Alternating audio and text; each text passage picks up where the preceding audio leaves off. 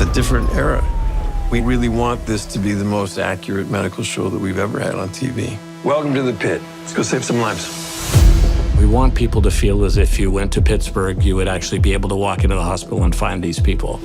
The emergency department is such an amazing place because all society's ills pass through those doors. Not responding to Narcan, we might need to intubate. The format of One Day is really special and specific. We wanted to build a pressure cooker, and we figured the best way to build that pressure cooker would be to tell the story in real time. Each hour-long episode represents 1 hour in the shift that we're working. We shoot in continuity, so it's very much like being on a live stage. Cameras go up and we just go, and it does feel like you're doing theater. The lines come rapid fire, the procedure comes rapid fire, patients are coming at you. That's called being an emergency medicine doctor. My character sort of epitomizes the plight of the healthcare worker. In a profession where expressing vulnerability is frowned upon, you run the risk of one day those things coming to call once again. I feel like the show is doing a really good job of representing the toll that COVID took on the ER. There has been an appropriate amount of space since the pandemic for us to start talking about not only what happened to emergency workers during that moment, but the fact that those marks are still there. I hope that healthcare professionals will watch it and really see themselves and their stories reflected in this. They're really doing an extraordinary thing for us and taking care of us into these difficult situations. Really, it's a love letter to first responders and those people who take care of us. We got skills! There have been many, many medical shows, and this is something you haven't seen before. Coming through! We really want this to be the most accurate medical show that we've ever had on TV. We are able to bring a tremendous amount of authenticity to the show. Incoming! We did 2 weeks of boot camp with the actors. They need to look proficient on camera.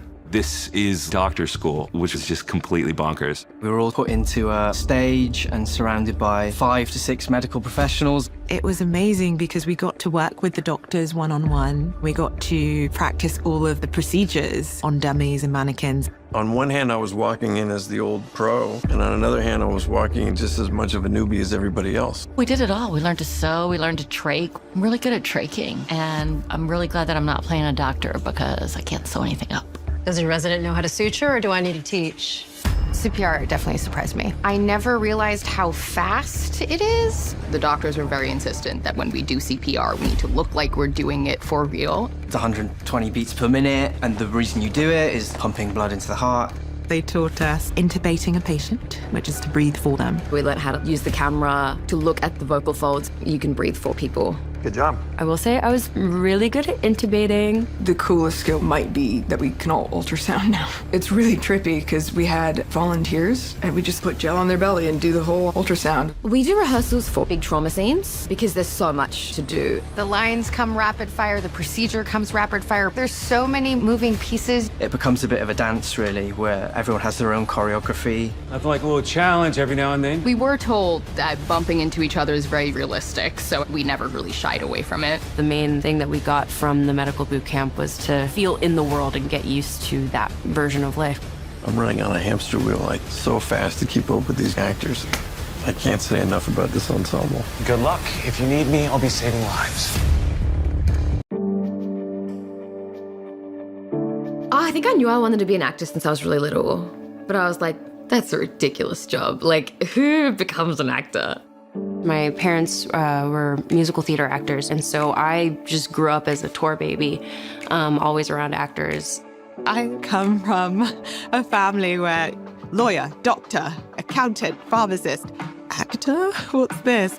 I was pre-med in college, and I took the MCAT. I got a really good score.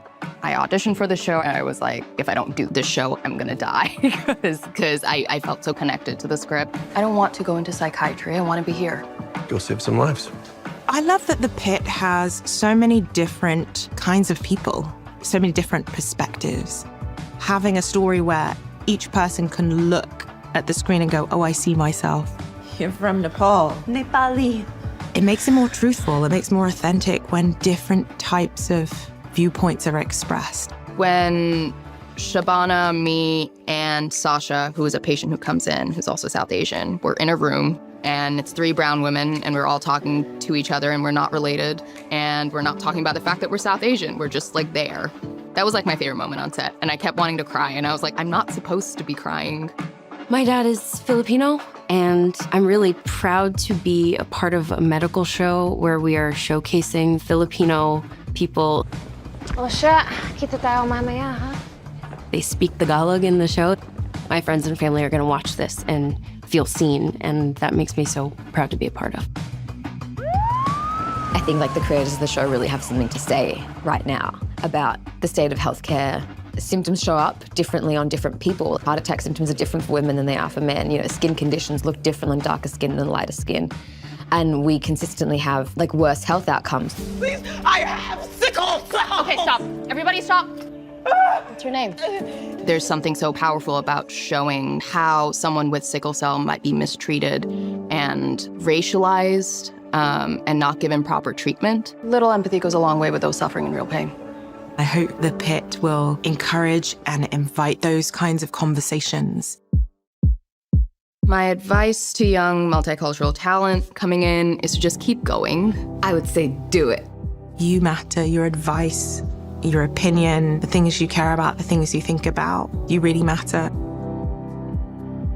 I really hope to see more diversity, writing the stories, telling the stories, not just in front of the camera. Okay, let's roll for you. If I had quit like 2 years ago, I wouldn't have gotten this amazing opportunity. I think like really believe in yourself and like trust that if you keep going and you keep working on your craft, it'll come. You just need to keep going.